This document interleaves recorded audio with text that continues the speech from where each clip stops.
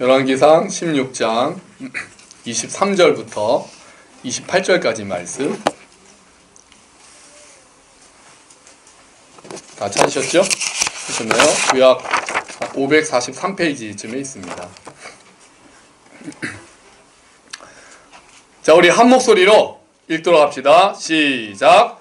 유다의 아사왕 제31년에 오므리가 이스라엘의 왕이 되어 12년 동안 왕위에 있으며 디르사에서 6년 동안 다스리니라.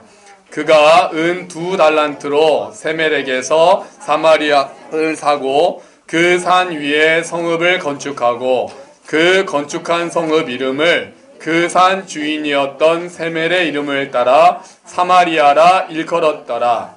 오므리가 여호와 보시기에 악을 행하되 그 전에 모든 사람보다 더욱 악하게 행하여 느밧의 아들 여로보암의 모든 길로 행하며 그가 이스라엘에게 죄를 범하게 한 그 죄 중에 행하여 그들의 헛된 것들로 이스라엘의 하나님 여호와를 노하시게 하였더라.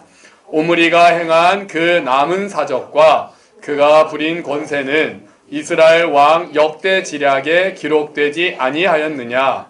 오므리가 그의 조상들과 함께 잠에 사마리아에 장사되고 그의 아들 아합이 대신하여 왕이 되니라. 아멘. 할렐루야. 아멘. 아멘. 지금 이제 오늘 어린이 주일이에요.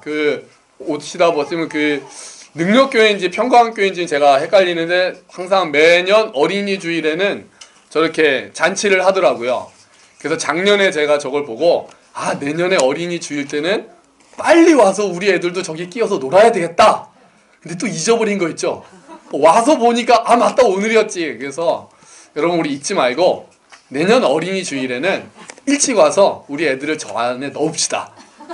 그래서 에어바운스 많이 하고 아까 다인이는 풍선 만들어 달라고 갔다가 다른 교회라고 안 만들어 준다는 거예요. 그래서 다른 교회인 줄 어떻게 알아? 그랬더니 물어봤어. 그랬더니 그냥 안 돼요. 안 그랬을 것 같아요. 다른 교회라고 안 주고 그랬겠어요. 그러니까 여러분 잊지 마시고 내년 어린이 주일쯤 되면은 우리 저를 기억하게 해주셔서 일찍 와서 아이들이 즐겁게 놀 수 있도록 우리 어차피 이제 이렇게 다 같이 이제 얹혀가는 그런 은혜가 있잖아요. 자, 어린이 주일 되면은 이제 그런 거 하고 저희는 그런 거 안 하고 대신에 이제 담임 목사의 안수기도로 어린이날 선물은 이제 끝입니다. 다음 세대를 키워야 된다는 얘기를 어느 교회나 합니다. 교회뿐이겠습니까? 근데 이제 교회가 점점 더 주일학교가 많이 없어지기도 하고 물론 우리 교회와는 좀 거리가 먼 이야기입니다만 그래서 이제 어떻게 하면 다음 세대를 전도하느냐 키우느냐 그렇게 얘기를 하죠.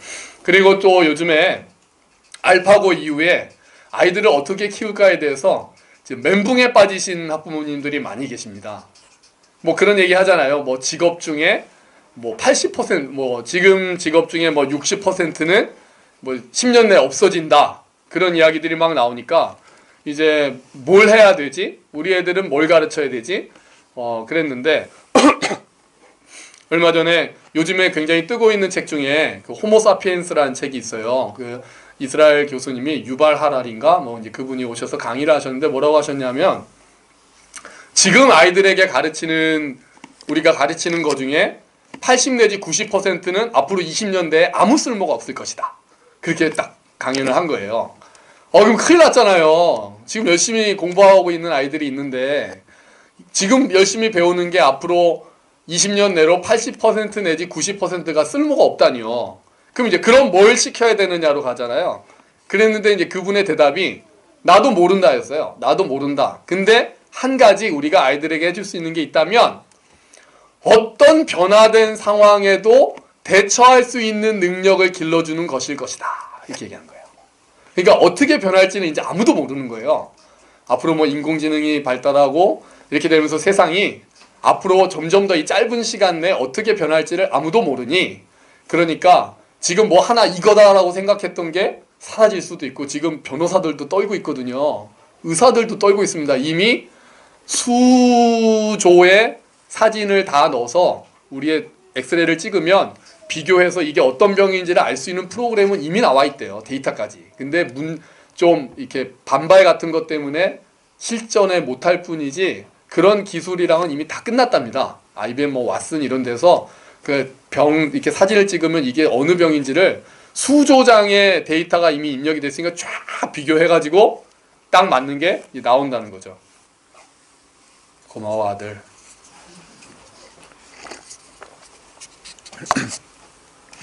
그러니 지금 막 열심히 뭐 영어 국영수 가르치고 사교육하고 이런 게 별로 의미가 없을 가능성이 많다. 그래서 저 경인자매 얘기로는 메가스터디 지금 제일 잘 나가는 사교육 회사 회장이 앞으로 10년 내에 사교육은 없어질 것이다.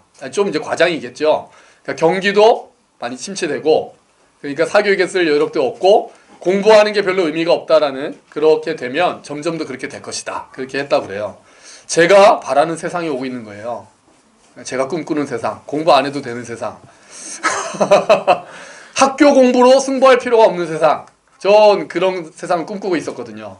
근데 드디어 제 대에서는 못 보고 제 아래 대 이제 그러니까 뭐 학원 가서 영어, 수학, 전 영어도 제 개인적으로는 잘할 필요가 없는 세상이 오지 않을까. 거의 1대1로 바로 즉석 통역 기계가 곧 나타날 것 같지 않은 그런 이제 생각을 하고 있어요. 어떻게 발전할지는 진짜 그 누구도 모르는 세상이 아무도 겪어보지 못한 세상이 오는 거예요. 이제. 그러면 무엇을 가르칠 것인가? 아이들에게 그럼 어떻게 가르쳐야 합니까? 무엇을 가르쳐야 할까요? 저는 지금이야말로 교회가 해야 될 이야기를 해야 되고 크리스찬 부모들이 그동안에 세상은 그렇지 않아, 현실은 그렇지 않아 눌렸던 그래서 하지 못했던 이야기들을 이제는 정말 해야 되는 때가 됐다라고 저는 생각을 하는 거죠. 그러니까 뭘 해야 될지 모르니 어떻게 살아야 될지에 대해서 다시 한번 새롭게 강조하는 시대가 왔다는 거예요. 여러분 오늘 읽은 내용이랑 지금까지 제가 한 내용이랑 안 맞죠? 오늘 본문하고 지금 제가 하는 얘기하고 앞뒤가 안 맞잖아요. 왜 제가 이 얘기를 했느냐? 이제 말씀드릴게요. 오므리라는 왕에 대해서 오늘 나왔습니다. 오므리라는 왕의 업적이 딱 하나 나와 있어요. 오늘 성경에 보시면 오므리가 한 일이 자 보세요. 23절에 보시면 23절에 왕이 됐다. 이게 끝이잖아요. 24절에 오므리가 한 일은 딱 하나 있습니다. 24절 한번 읽어볼까요? 시작. 그가 은 2달란트로 세멜에게서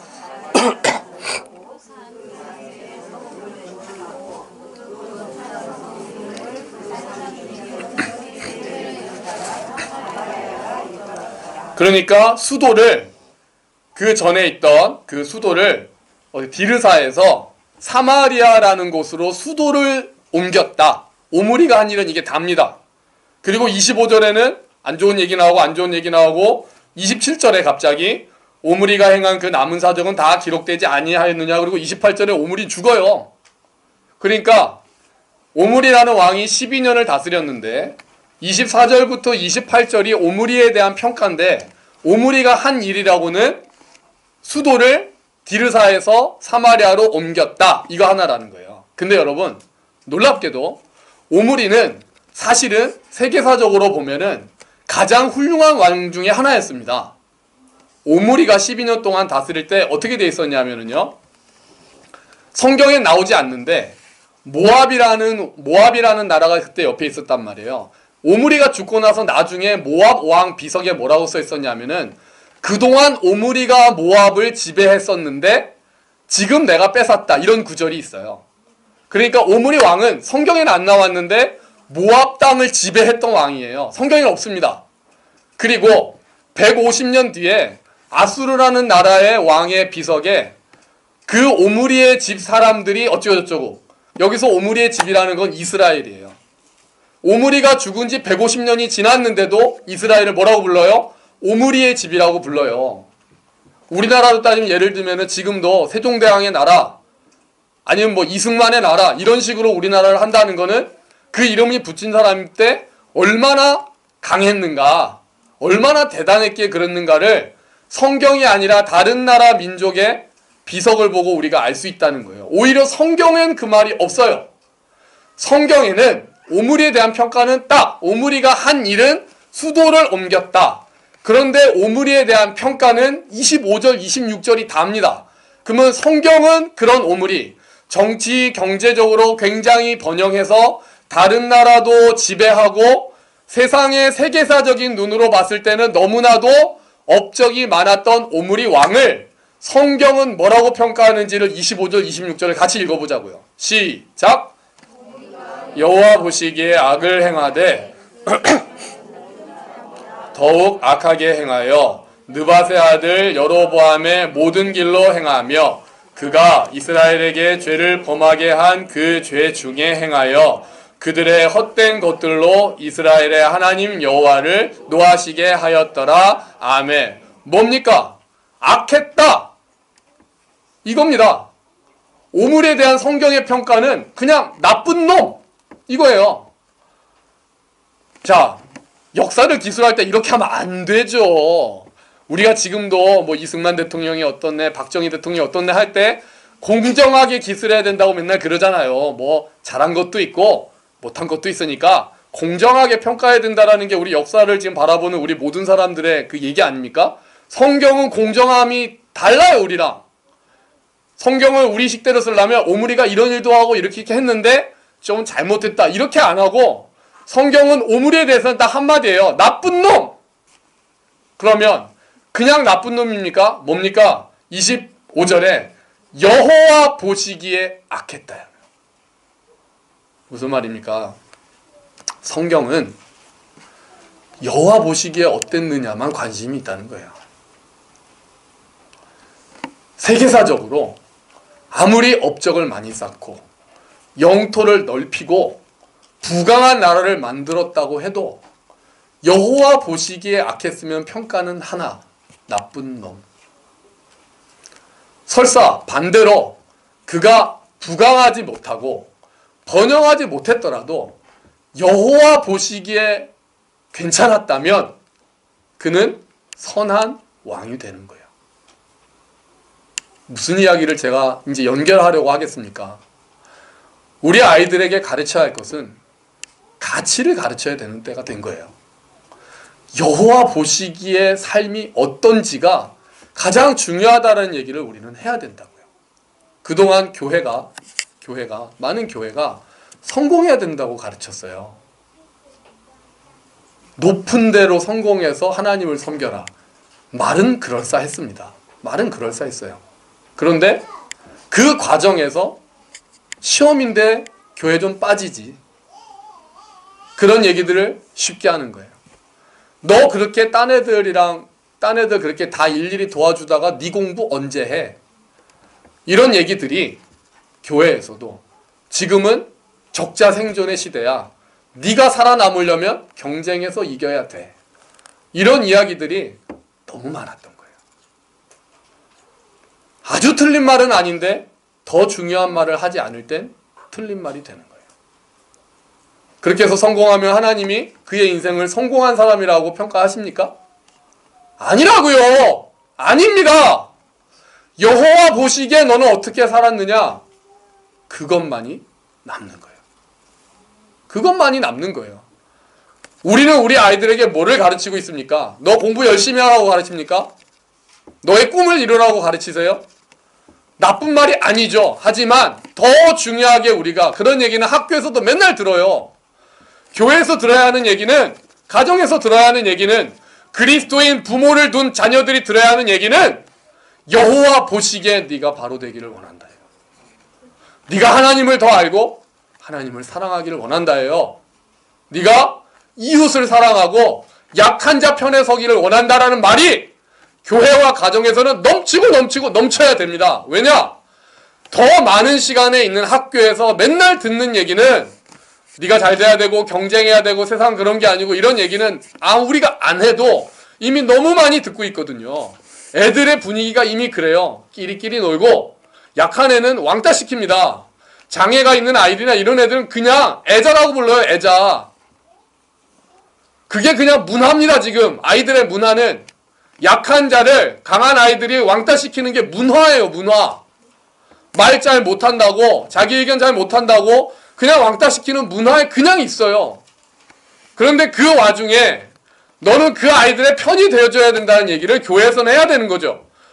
믿는 부모들은 그 얘기를 해야 되는 거죠. 너도 거기 끼지 마. 이 정도가 아니라 너는 그 아이의 편에 서줘야 된다는 얘기를, 그게 여호와 보시기에 옳은 삶이라는 얘기를 해줘야 된다. 네가 여기서 해서 네 꿈을 이루고 네가 높은 자리에 가고 공부에서 1등하고 그게 나쁜 건 아니지만, 그렇다고 해도 그 과정 가운데 많은 사람들에게 상처를 주고 눈물을 주고 있다면 그게 어떻게 하나님 보시기에 올바른 자리겠습니까? 정직하게 편법으로 하지 말고 바른 방법으로 열심히 하라. 좋죠. 이렇게 해야죠. 그리고 더 나아가서 열심히만 하면 됩니까? 혹시 1등 자리에 못 올라가더라도 연약한 자 옆에 서 있는 게 하나님 보시기에는 더 옳은 길이죠. 하나님 보시기에는 더 선한 길이죠. 우리가 그렇게 못 살았어도 우리 자녀들한테는 그렇게 가르쳐야 되는 거예요. 우리는 조금 비겁해서, 우리는 조금 타협하면서 그렇게 살았을지언정 우리 아이들한테는 너는 하나님 보시기에, 엄마는 그렇게 좀 못 살았어, 아빠는 좀 그렇게 못 살았다, 너는 그렇게 살아라고 얘기해야 되지 않겠냐는 거예요. 그리고 기도해야 되지 않겠습니까? 그런 삶을 살도록. 진짜 이 땅에서 다른 사람들이 볼 때 뭐 어쩌다 저쩌다, 좋은 학교 나왔다, 공부 많이 했다, 돈 벌었다, 아주 자기 하고 싶은 거 하면서 산다가 아니라 나중에 최후의 그날 하나님 앞에 섰을 때 잘하였도다 착하고 충성된 종아라는 칭찬을 받는 아이들로 키워야 되지 않겠느냐는 거예요. 근데 우리 아이들은 이미 돈 벌어야 된다고 생각합니다. 부자 되고 싶다고 해요. 그게 틀린 말은 아니지만 그게 머리에 차 있어요. 하나님을 사랑하고 이웃을 사랑하고 약자들 편에 서겠다라고 얘기하는데 별로 없습니다. 내가 하고 싶은 걸 하고 돈 많이 벌어서 내가 하고 싶은 거 하는 삶을 살겠다라고 그냥 어릴 때부터 그런 이야기들이 배어 있어요. 이 얼마나 잘못된 일입니까? 도대체 우리가 뭘 보여줬길래, 교회가 뭘 가르쳤길래 그게 당연하게 아이들 머릿속에 들어가 있습니까? 옛날처럼 60년대처럼 우리 아이들이 밥을 굶습니까? 그때는 먹고 살고 생존 자체가 어려운 시대였으니까 그럴 수 있다고 저는 그래도 한 걸음 생각할 수 있습니다. 저는 좋은 부모님을 만나서 그런 고생을 안 하고 컸기 때문에 그렇게 저희 부모님 세대는 가난이라는 정말 절대절명의 가난 극복이라는 그 시대적 사명 가운데 계셨기 때문에 힘들게 사셨다는 거 100% 인정합니다. 근데 지금 우리 아이들은 이미 너무 풍족합니다. 근데 전혀 그걸 누리지 못하고 있는 아이들은 훨씬 많습니다. 그런데도 더 가지겠다는 아이들한테 그거를 이루라고 하면 되겠습니까? 그게 하나님께서 원하시는 삶일까요? 저는 그렇게 생각하지 않습니다. 우리 아이들에게는 가치 있는 삶이 무엇인지를 끊임없이 가르쳐야 합니다. 가치 있는 삶이 무엇인가? 네가 지금 추구하는가? 하나님 보시기에 어떨까? 하나님께서 나중에 뭐라고 말씀하실까? 그거를 끊임없이 이야기해줘야 합니다. 결과만 가지고 이야기를 하는 것이 아니라 과정 가운데에서도 하나님의 뜻에 맞도록 걸어가고 있는지, 어떤 목적을 위해서 편법을 쓴다거나 다른 사람들을 밟아야 한다거나 그런 식의 가르침이 아니라 과정 때부터 하나님께서 기뻐하시는 과정을 밟고 있는지를 우리가 점검해줘야 하고 가르쳐야 한다는 것입니다. 여러분, 그러면 하나님께서 보시기에 가치 있는 삶은 무엇입니까? 오늘 주보해 보시죠. 주보 밑에 있습니다.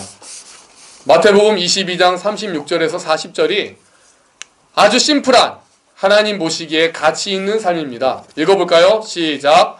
선생님, 율법 중에서 어느 계명이 크니까? 예수께서 이르시되 내 마음을 다하고 목숨을 다하고 뜻을 다하여 주 너의 하나님을 사랑하라 하셨으니 이것이 크고 첫째되는 계명이요 둘째도 그와 같으니 내 이웃을 내 자신같이 사랑하라 하셨으니 이 두 계명이 온 율법과 선지자의 강령이니라.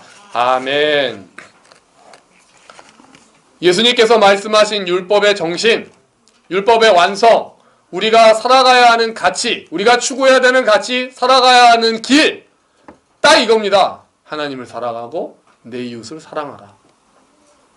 조금 구체적으로 그럼 하나님을 사랑한다는 건 뭘까요? 주일 예배 빠지지 말고 11조하고 이런 겁니까? 아니요. 아니에요. 그 정도가 아니에요. 하나님을 사랑한다는 게 그런 몇 가지의 종교 행위로 바뀌겠습니까? 아니에요. 모든 일에 하나님을 의식하고 내가 하나님의 기쁨이 되는가를 관심 있어 하고 내가 하나님을 사랑한다면 하나님이 사랑하시는 자를 사랑하는 게 하나님을 사랑하는 거예요. 이웃을 사랑한다는 거는요. 나보다 약한 자와 함께하는 겁니다. 상처받은 사람들을 위로하는 거예요. 지난주에 말씀드린 대로 우는 자들과 함께 우는 겁니다. 즐거워하는 자들과 함께 즐거워하는 자들이에요. 그게 이웃사랑이고 그게 하나님 보시기에 가치 있는 삶이라는 겁니다.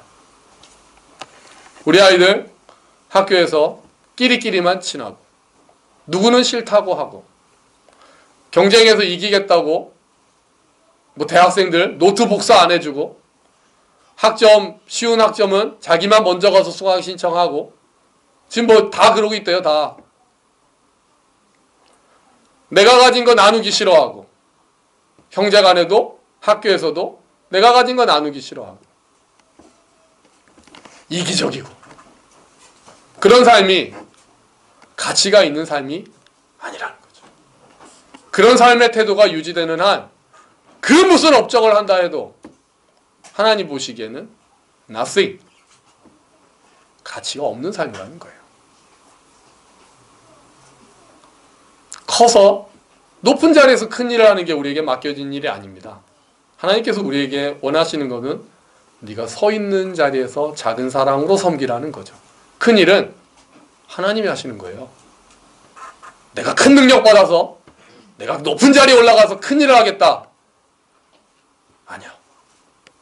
그건 하나님께서 허락하시면 할 수 있는 일이에요. 그런데 그거를 내가 추구하는 순간, 그게 나의 인생의 목표가 되는 순간 섬세한 것들을 다 놓쳐버립니다. 그리고 어느 순간에 내 주위에 아무도 없을 수가 있는 거예요. 그거는 하나님이 원하시는 삶, 하나님 앞에 인정받는 삶, 가치 있는 삶이 아니죠. 혹시 부, 성공, 명예 이런 거를 좇는 삶은 26절에 딱 있어요. 26절에 보시면 같이 읽어보죠. 26절 시작.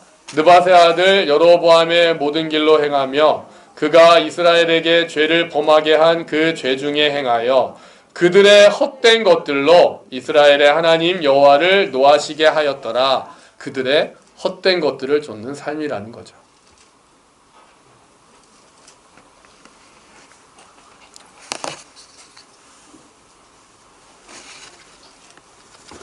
사진을 보시면 이 사람들이 누구냐 하면 짐 엘리엇이라는 선교사와 그 일행들입니다.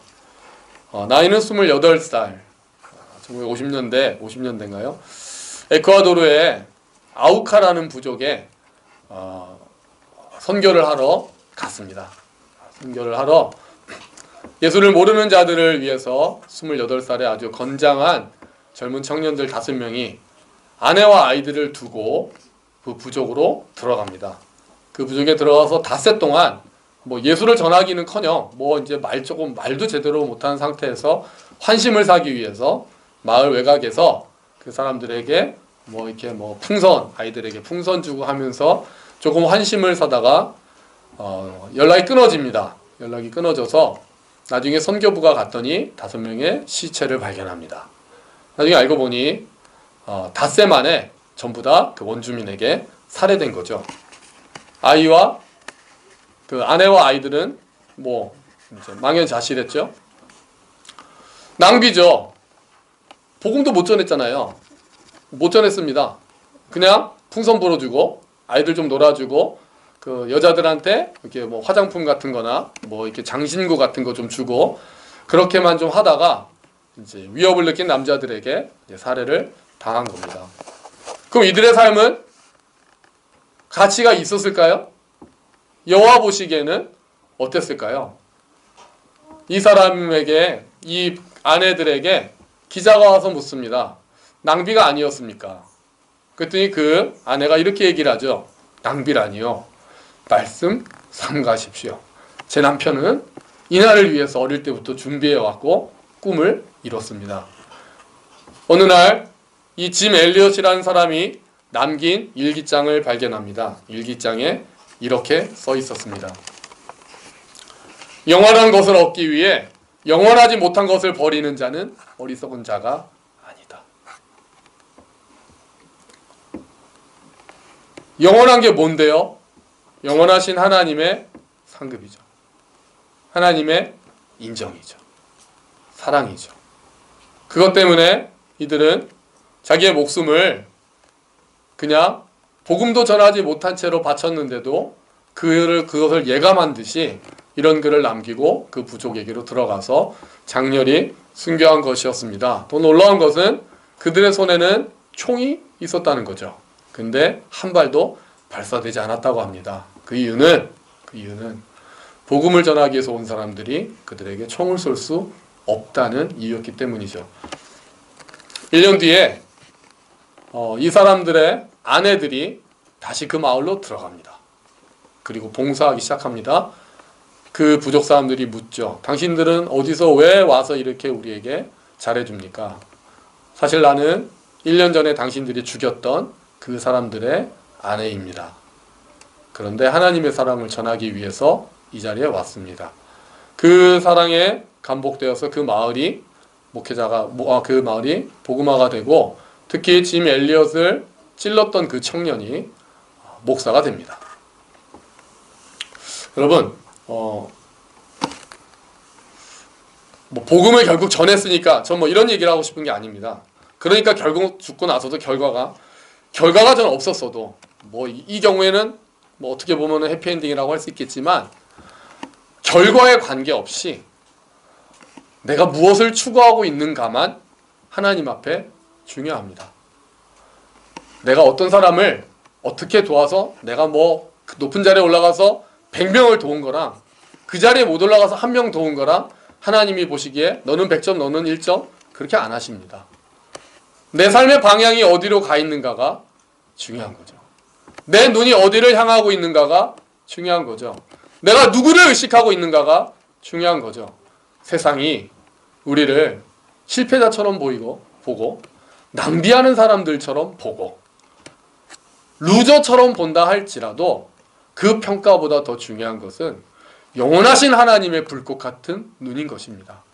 하나님 보시기에 올바르게 살았다면, 하나님 보시기에 선한 삶이었다면, 하나님 보시기에 하나님을 사랑하고 이웃을 사랑하는 삶이었다면 설사 이 땅에서 가난했더라도, 설사 이 땅에서 질병 가운데 있었더라도, 설사 이 땅에서 높은 자리에 전혀 못 올라갔다 하더라도 하나님 보시기에는 성공한 삶이고 하나님 보시기에는 가치 있는 삶이라는 겁니다. 우리 아이들에겐 이걸 가르쳐야 합니다. 우리 아이들에게 이 이야기를 끊임없이 해야 합니다. 그러지 않으면 우리의 욕심이, 우리의 자아가, 이 세상의 흐름이 자꾸 우리를 성경과는 반대되는 삶으로 가면서 스스로를 변명하게 만들고 스스로를 타협하게 만듭니다.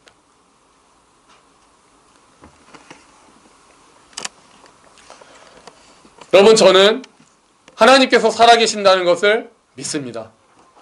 하나님께서 영원하시다는 것을 믿습니다. 하나님께서 이 땅을 다스리고 계신다는 것을 믿습니다. 그리고 마지막 그때 살아계신 하나님께서 우리의 인생을 하나님의 눈으로 평가하실 거라고 저는 확신합니다. 그렇다면 지금 이 땅을 사는 나의 자세는 달라질 수밖에 없습니다. 우리 아이들이 정말 그 사실을 믿는다면 이 땅을 바라보는 자세가, 이 땅을 바라보는 시각이, 이 땅을 살아가는 자세가 다른 사람들과 같을 수가 없습니다. 우리가 그거를 가르치지 못하고 있기에 끼케야 예배 안 빠지고 헌금 잘하면서 이기적인 말도 안 되는 이런 이상한 그리스도인들을 만들어내고 있는지도 모릅니다. 헌금을 많이 하면서 목소리 높여서 교회에서 자기 주장하고 가난한 사람들한테 돈 몇 푼 던져줄 줄 알지만 그들과 서서 이야기할 줄은 모르는, 그냥 내가 좀 벌어서 적선하면 되는 것으로 생각하는, 은혜는 베푸는 것이 아니라 나누는 것이라는 것을 모르는 이상한 사람들로 만드는데 어쩌면 우리도 일조하고 있을지도 모르는 것입니다. 그래서 우리는 더 바르게 서야 합니다. 정말 우리 아이들의 인생을 놓고 기도해야 합니다. 이 아이들이 세상의 평가 때문에 좌절하지 않도록 기도해야 합니다. 하나님께서 너를 사랑하신다는 것을 끝까지 붙들 수 있도록 부모들이 기도해야 합니다. 혹시 낙심해서 자꾸 세상이 원하는 방향으로 갈 때마다 바른 방향을 우리가 가리켜야 합니다. 다시 한번 보여주고, 정말 우리가 의식하고 우리가 중요하게 생각할 분은 세상의 그 누구도 아니고 하나님이심을 우리가 자신 있게 말해줘야 합니다. 그래서 우리 아이들이 누가 뭐라고 하더라도 그 가운데 자족하는 능력을 가지고 감사함으로 하나님을 사랑하고 이웃을 사랑하는 아이들로 자라도록 우리가 그렇게 도와야 합니다. 설사 우리가 그렇게 못 살았더라도 우리 아이들만큼은 진짜 말과 삶이 따로 노는 그리스도인 말고 정말 말과 삶이 일치되는, 정말 예수님을 따르는 그런 아이들로 클 수 있도록 어릴 때부터 가르쳐야 합니다. 그리고 기도해야 합니다. 그 하나님을 이 아이들이 직접 만나기를. 너무 늦게 만나지 않고 좀 더 빨리 이 아이들이 정말 살아계신 하나님을 알게 돼서 자기의 가치가 어떤지를 깨닫고 정말 내가 하나님 앞에서 어떻게 사는 것이 정말 가장 기쁜 삶인지를 깨달을 수 있도록 우리가 정말 기도해야 하는 것입니다. 그래서 오늘 우리 아이들의 설교 노트 요점을 지금부터 발표하겠습니다. 자, 우리 아이들은 지금부터 받았으면 돼. 잠자는 아이들 깨워주세요. 자, 이제 써라. 잘 써라. 자, 먼저 따라서 읽는 거야. 자, 시작. 읽으세요. 시작. 써요. 써. 자, 우리 아이들, 내가 네 가지, 목사님이 네 가지 오늘 요점 정리해 줄 테니까 딱 적으세요. 하나님이 이 땅을 다스리신다. 하나님이 이 땅을 다스리신다. 검사하고 밥을 줍니다. 김밥이잖아. 그럼 안 먹을래? 안 준다? 김밥 좋아요. 좋아. 그럼 써. 자, 하나님이 이 땅을 다스리신다. 썼어요? 자, 두 번째 읽읍시다. 시작. 하나님이 먼저 나를 사랑하셔서 구원하셨다. 네, 쓰세요. 하나님이 먼저 나를 사랑하셔서 구원하셨다. 잊지 말아야 할 것들이에요. 수학 못해도 돼. 영어 못해도 돼. 이건 잊으면 안 되는 거야. 그럼 더 좋고. 더 좋지 당연히. 이것도 잊지 않으면서 영어도 잘하고 수학도 잘하고 훌륭한 거죠.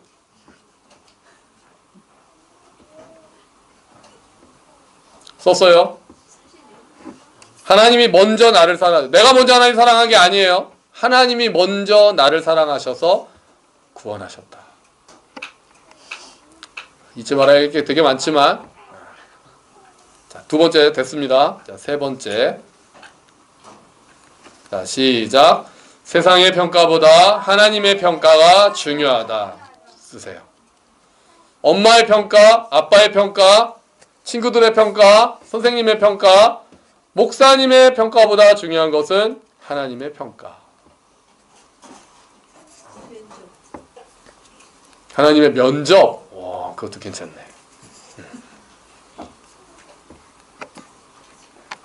중요한 건 하나님의 평가인 거예요. 그러면 이제 마지막 하나님의 평가 기준 네 번째요. 자, 읽읍시다. 시작. 하나님의 평가는 우리가 얼마나 사랑했는가로 이루어질 것이다. 여기까지예요. 나중에 하나님은 너 수학 몇 점이었니? 안 물어보실 겁니다. 너 외국어 몇 개나 했니? 안 물어보실 겁니다.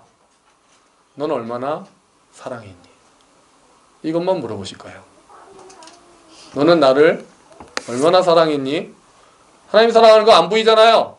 너는 내 이웃을 얼마나 사랑했니? 너는 네 옆에 그 불쌍한 친구를 얼마나 도와줬니?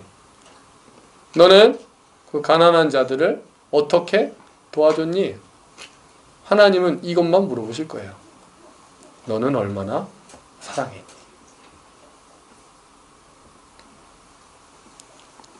우리 아이들아, 목사님은 너희가 공부도 잘하고 운동도 잘하고 뭐 너무 좋은 거지만 나중에 하나님 앞에 섰을 때 저는요 하나님 많이 사랑하고 왔어요 라고 얘기했으면 좋겠어요. 공부 좀 못할 수도 있고 돈 좀 못 벌 수도 있고 성공 못할 수도 있고 몸이 안 건강할 수도 있겠죠. 그런데 그 자리에서 저는 많이 사랑하고 왔어요 라고 얘기할 수 있으면은 내가 하나님 옆에 서 있다가 으쓱할 것 같아요. 잘 가르쳤네 너. 나도 칭찬받을 것 같아요. 여러분이 이렇게 대답만 한다면 여러분 덕분에 목사님도 칭찬받을 것 같아요.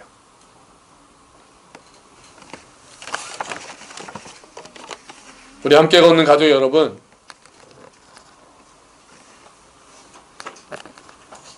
예수도 잘 믿으면서 이 세상에서도 성공하기는 얼마나 좋겠습니까? 근데 그거 굉장히 어렵습니다. 생각보다 어렵습니다. 아주 정직한데 돈을 벌 수가 있을까요? 이 땅이? 생각보다 어렵습니다. 뭐 불가능하진 않습니다. 그런데 생각보다 어렵습니다. 이미 통계가 나왔습니다. 성실할수록, 진짜 성실할수록 성공하기는 반비례한다는 통계가 과학적으로 나오고 있어요. 사회학적으로. 적당하게 타협하고 적당하게 묻어가고 그래야 이 땅에서 성공할 가능성이 높아집니다. 그렇다면 저는 우리 아이들에겐 과감하게 성공하지 않는 삶을 택하라고 이야기하겠습니다. 여러분 교회를 잘못 선택하셨습니다.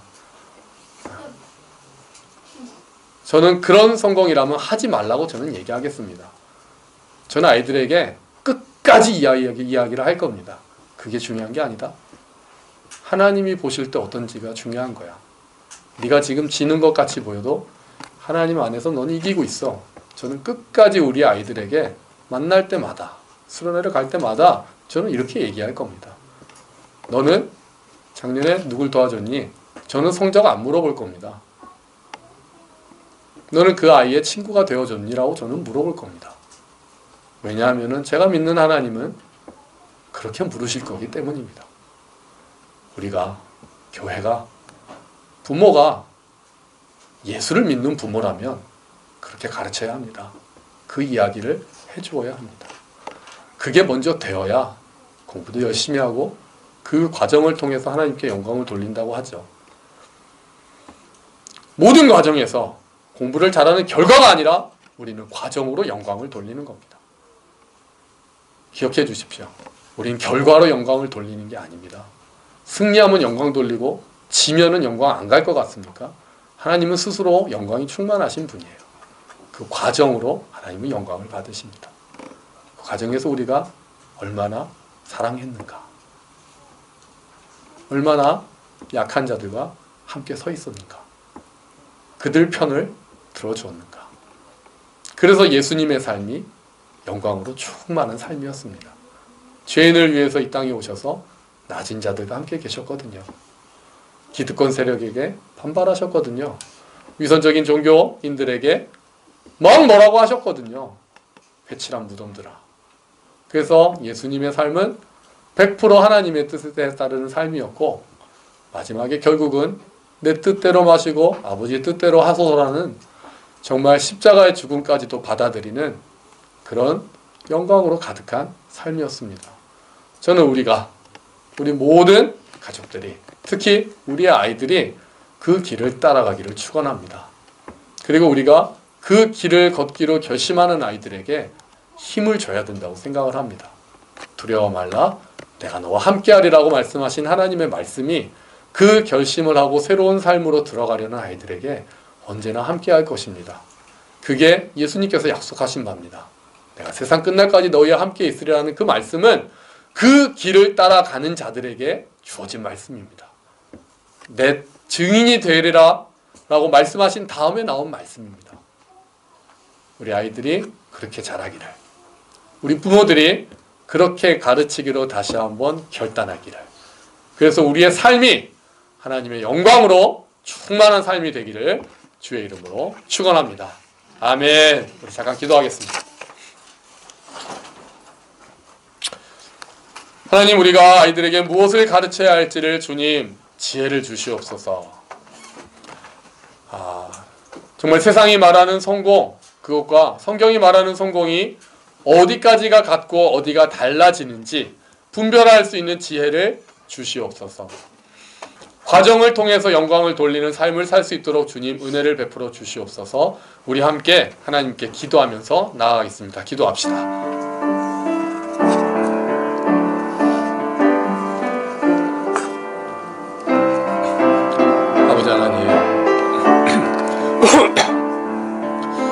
아버지 하나님, 은혜를 베풀어 주시옵소서. 우리 아이들에게 하나님 사랑을 많이 베풀어 주시옵소서. 아니 주님, 우리 아이들은 이미 사랑을 정말 많이 받았습니다. 이렇게 좋은 부모님들을 만나서 정말 고생하지 않고 많은 것들을 누리면서 살고 있습니다. 이미 그 은혜가, 그 사랑이 이미 충만합니다. 주님, 우리 아이들에게 바른 길을 가리키는 우리 부모가 되기를 원합니다. 우리의 삶이 그렇지 못할 때가 있었음을 고백하지만 하나님, 이 아이들은 좀 더 우리보다 더 나은 삶을 살기를 원합니다. 우리보다 더 나은 경제적인 삶이 아니라 우리보다 더 나은 주님의 뜻을 따르는 삶을 사는 아이들이 되기를 원합니다. 아버지, 은혜를 베풀어 주시옵소서. 우리가 부족하고 우리가 비겁하고 우리가 어리석으니 주님 도와주셔서 지혜를 주시고 용기를 주시고 분별력을 주시고 담대함을 주셔서 하나님, 우리 아이들에게 바른 길을 가리키고 우리 아이들 또한 그 지혜와 용기 가운데서 하나님의 뜻을 이루며 사는 자들 될 수 있도록 주님 은혜를 베풀어 주시옵소서. 감사합니다. 하나님 아버지, 감사합니다. 주님, 하나님 보시기에 평가되는 삶이 어떠한 것인지 우리가 말씀을 통해 돌아봅니다. 세상에서 볼 때는 정말 유능한 왕이었고 성공한 왕이었지만 하나님 보시기에는 단지 악한 왕이었을 뿐인 오므리와 같이 살지 않고, 세상에서 볼 때는 어리석어 보이고 세상에서 볼 때는 미련해 보이는 삶이지만 하나님 보시기에는 성공한 삶이고 하나님 보시기에는 가치 있는 삶을 사는 우리 아이들이 되기를 간절히 원합니다. 주님, 우리가 참 어리석습니다. 우리가 좀 비겁합니다. 우리가 무능합니다.